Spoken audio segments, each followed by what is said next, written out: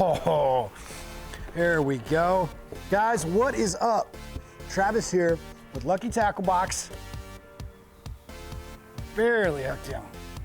And today, we're using the Rage Tail Cutter Worm by Strike King Lures. Guys, great little bait. We're gonna rig it a bunch of different ways. I'm gonna show you 3 ways to rig it so you can fish the wide variety of different types of habitat these fish are gonna be hiding in. Summer bass, they roam all over the place. They use grass, docks, rocks. They go deep, shallow. So you need a nice versatile bait. You need to know how to rig it a bunch of different ways so that you can target those fish.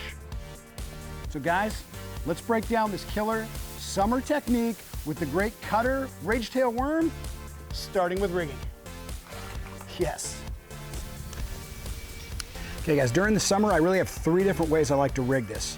First one, I've got the Rage rig, then I've got a nail weighted rig, and then I've just got the regular old fashioned Texas rig, and that one is pegged. So first I'm talking about the Rage rig. This is just a twist lock belly weighted hook. And I like this because it's weedless, and that bait falls more at a horizontal angle there, and that tail just kind of flaps on the way down. Then we've got the nail weight here. This one I go from 1/16 all the way up to a 3/16 weight. So there's a nail up in the head of this right here. Then I put a little O-ring, little 1/0 or a size 1 drop shot hook right underneath that O-ring. And as I'm working this, you can't really work it around grass because you got that exposed hook, but any kind of chunk rock or any kind of gravel bottom, you cast that out there and you just shake this, and that little bait will dance right along the bottom. Another good rig for the summertime. And then the good old-fashioned Texas rig.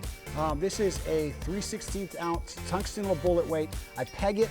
I'll go all the way up to a 1/2 ounce if I want to. And this can be thrown anywhere. This can be thrown around corners of docks. It can be thrown into trees. A lot of different places to throw this bait. It's weedless, so you can really can't go wrong. And as that bait's falling, that tail just thumps, thumps, thumps, thumps, and it really draws aggressive strikes.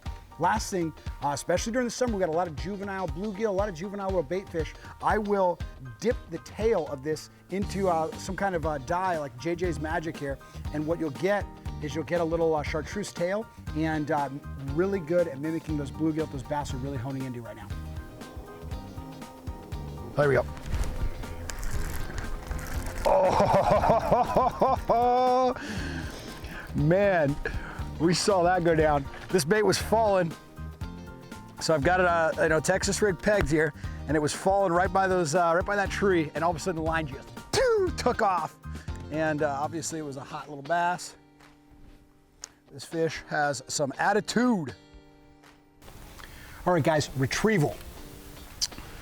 The Rage rig, what I do is I cast up shallow or cast up on any grass lines, and I just want to bring this bait out. A lot of times you'll be able to feel it. If you've got this thing really dialed in, you'll be able to feel it kind of ticking along the grass, and it'll kind of get hung up every once in a while. That grass will get stuck on there, and when you pop free, that's when you want to let that bait sit, because it'll just slowly swim down. So it looks like bait just popped out into a hole or something, drops down, that triggers strikes. Long casts, anytime you got grass or some brush piles and stuff up shallow, such a great bait to bring right over that and let it fall right in front.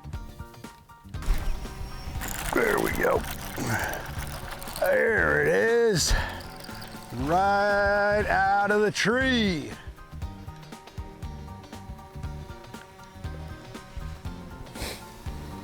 When you get bit swimming away, reel down until that rod loads up, set the hook, and you're gonna get right in that nice little top of the nose there. That's the hardest spot of the fish. That is not gonna get away. All right guys, with the nail weight, I'm gonna let this bait sink all the way to the bottom, and I'm gonna kind of just shake it on slack line. So, because I want it on the bottom, and I don't want it laying on the bottom, I want it nose down the bottom. Looks like a little feeding bluegill or some kind of little bait fish. So as I'm shaking it, I know that I'm hopping along the bottom. Then every once in a while, I'll give it some slack and make sure that it's all the way down on the bottom, because I don't want to be just doing this a few feet off the water. I want that bait really just edging along there. There we go. There it is. Nice. There we go.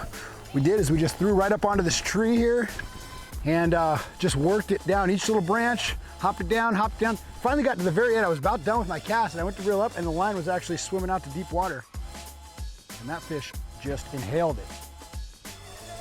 I always want to make sure people don't get intimidated by a worm being a little big. I know a lot of beginning anglers, they want to use smaller, those finesse type baits. I mean, this fish is just an average sized bass right there, and it swallowed the entire worm. So do not fool yourself. This is a bait. Bigger baits will generate bigger fish, but at the same time, you'll still catch just as many medium and small size fish as well. All right, now when I got the Texas rig, this is weedless. There's really an endless amount of places I can throw this. But when you're coming around these boat docks, this one's in about 20 feet of water off the edge. A lot of times these fish during the summer, they'll hang out in that shade way off the shore here, and having this bait fall right in front of them, you got that thumping tail, can be a great way to pull them out from those docks. So as I cast up, I want to watch my line, because I know that bait is really thumping on its way down. So I'm watching that line. If that line jumps, I'm gonna reel down and set into it. Same size. That's a good one.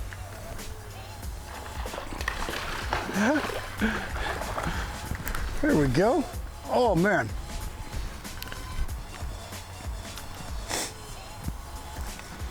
Just probing this around docks. All kinds of little laydowns and stuff. You just work this Texas rig, and every time you hop that bait, that tail's gonna be thumping, and it's gonna trigger these bass. Oh, buddy.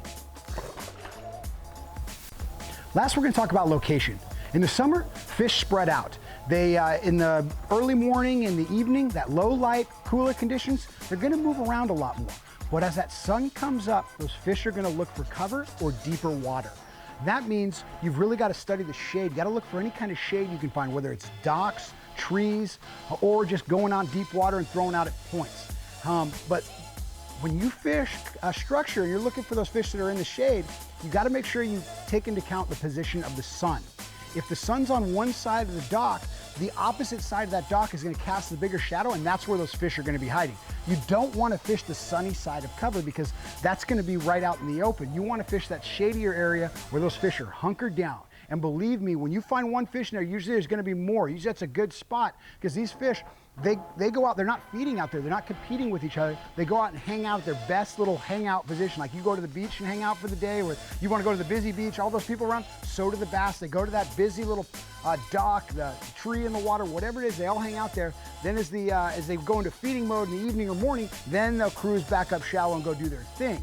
But so once again, if you catch a fish, make sure you keep fishing that area a little bit more thoroughly.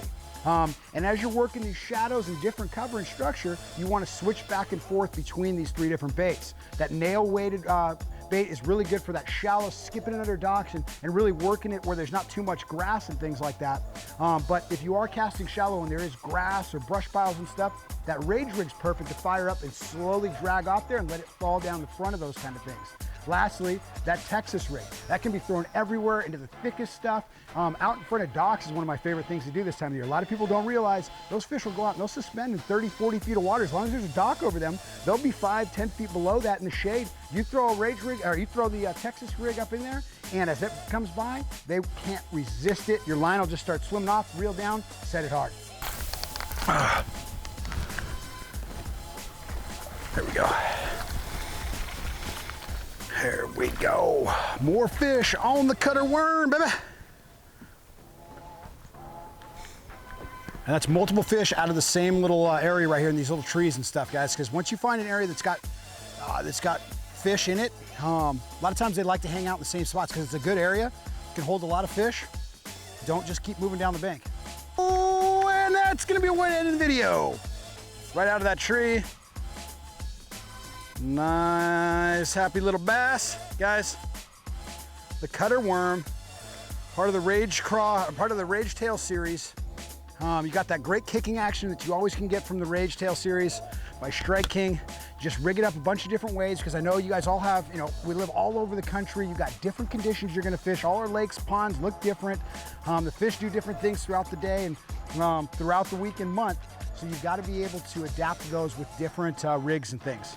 So anyway, guys, I'm Travis with Lucky Tackle Box. Throw us a thumbs up, comment in the section below. I always make sure to respond to all those, and I will see you on the next video.